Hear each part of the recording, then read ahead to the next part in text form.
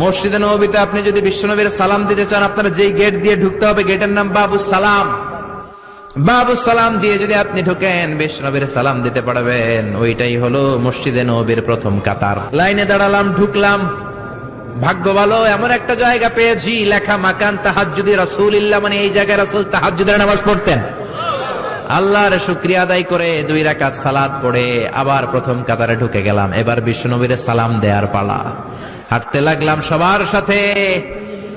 রাউদাতুম মিন রিয়াদিল জান্নার পরে ছোট্ট একটা জায়গা, এই জায়গায় সাইয়েদনা ঈসা আলাইহিস সালাম দুনিয়াতে আসার পরে, দাজ্জালকে হত্যা করার পরে 40 বছর দুনিয়াতে থাকার পর যখন ইন্তেকাল করবেন, বিশ্বনবীর বাম হাতের এই পাশের জায়গাটাতে ওনার সেখানে কবর দেয়া হবে। সুবহানাল্লাহ, ছোট্ট একটু জায়গা, কবর দেয়া হবে সেখানে। হাঁটতে লাগলাম, এরপরে বিশ্বনবীর কবর, লেখা মুহাম্মদ রাসূলুল্লাহ সাল্লাল্লাহু।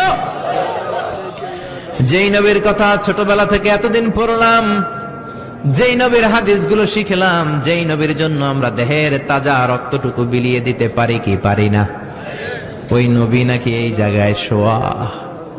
কোন উম্মত এই কথাটা চিন্তা করে ধৈর্য ধারণ করতে পারে? নিজেকে সামলে রাখতে পারে না, বুক ফেটে কান্না আসে, চিৎকার দিয়ে নবীরা ডাকতে মনে চায়, কিন্তু ডাকা যাবে না, কারণ লেখা লা তারফাউ আসওয়াতাকুম ফাওকা সাওতিন